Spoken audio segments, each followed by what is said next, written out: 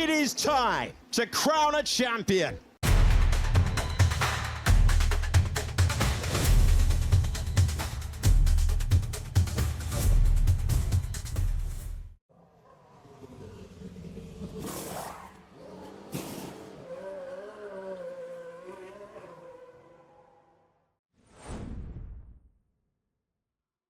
సరే ఇప్పుడు స్ప్రింట్ ముందు ఫ్రైడే ఒకటే ప్రాక్టీస్ సెషన్ జరిగింది 1 అవర్. ఆ 1 అవర్‌లోనే టీమ్స్ కార్ సెటప్‌ని లాక్ చేసుకోవాల్సి ఉంటుంది.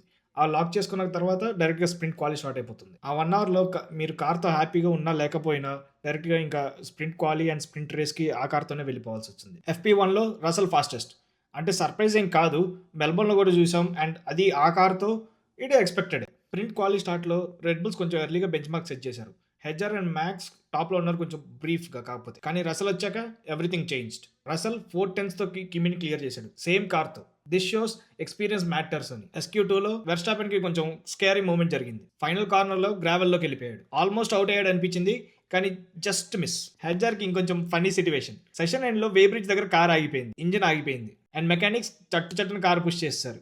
ఇది కొంచెం ఆక్వర్డ్ మూమెంట్ వాళ్ళకి. పెరెస్‌కి బ్యాడ్ లక్ కంటిన్యూ అవుతూనే ఉంది. ఫ్యూయల్ సిస్టమ్ ఇష్యూ వల్ల ఒక్క ల్యాప్ టైం కూడా పెట్టలేకపోయాడు. విలియమ్స్, ఆస్టన్ మార్టిన్, క్యాడిలాక్ అందరూ SQ1లో అవుట్. ఇవి స్ట్రగ్లింగ్ టీమ్స్. సర్ప్రైజ్ ఏం కాదు. మెల్బోర్న్లో కూడా సేమ్ హ్యాపెండ్. SQ3లో రసల్ ఫ్లయింగ్ ల్యాప్ వేసాడు అసలు. Nearly 3/10 clear of everyone. చాలా క్లీన్ ల్యాప్ వేసాడు. No mistakes. Interesting part Hamilton is P4. ఇది స్ప్రింట్ స్టార్ట్స్ కి చాలా పర్ఫెక్ట్ పొజిషన్. ఫెరారీ స్టార్ట్స్ గురించి కూడా కొంచెం మాట్లాడతా.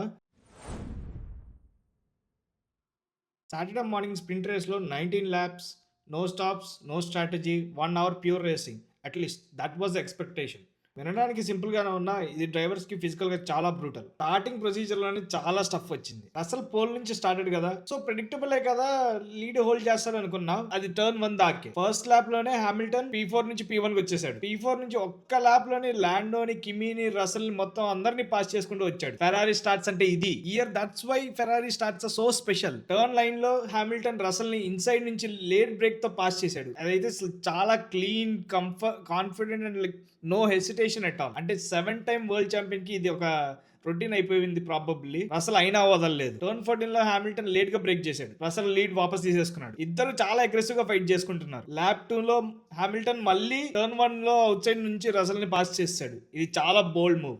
అవుట్ సైడ్ లైన్ లో హై స్పీడ్ లో పాస్ చేశాడు. అందరూ అవక్ అయిపోయారు. ఫస్ట్ 5 లాప్స్ లోనే 5 సార్లు లీడ్ చేంజ్ అయింది. ఇక్కడ లెక్రెక్ కూడా తక్కువేం కాదు. వాడు P6 నుంచి క్వైట్ గా పైగా వచ్చేసాడు టు P3. కిమి మళ్ళీ బ్యాట్ స్టార్ట్ అయింది. ఇది మెల్బోర్న్ లో జరిగింది. ఇక్కడ మళ్ళీ సేమ్. ఈ పైకి క్రాల్ చేసే ప్రాసెస్ లో టర్న్ 4 లో హెడ్జార్ హిట్ చేశాడు. 10 సెకండ్ పెనాల్టీ ఫర్ కిమి. ఇది స్ప్రింట్ రేస్ లో చాలా బ్రూటల్. 19 ల్యాప్స్ లో 10 సెకండ్స్ అనే basically like it's race over. Lap 5 లో రసల్ ఒక డెసిసివ్ మూవ్ చేశాడు. టర్న్ 14 లో హామిల్టన్ ని పాస్ చేశాడు. ఇంకా అక్కడి నుంచి గ్యాప్ బిల్డ్ చేసుకున్నాడు. హామిల్టన్ కూడా catch up. Hamilton tyre slip అవడం స్టార్ట్ అయ్యాయి. ఫ్రంట్ లెఫ్ట్ చాలా వేర్ అయింది. చెప్పా కదా టర్న్ 7 అండ్ టర్న్ 8 లో వేర్ చాలా పెరుగుతుందని.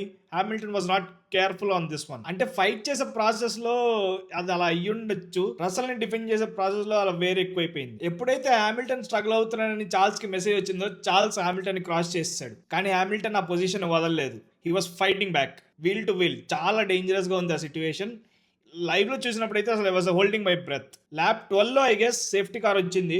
This is redemption for Hamilton. Hamilton tyres వేరే అయిపోయాయి. సో ఐడియల్లీ స్ప్రింట్ రేస్ లో పిట్ స్టాప్స్ ఏమి ఉండవు. కానీ if you can you could. There is no rule against it. So ఈ పిట్ స్టాప్ లోనే కిమి 10 సెకండ్ పెనాల్టీ సర్వ్ చేశాడు. Coming in to pit stops Ferraris were so close.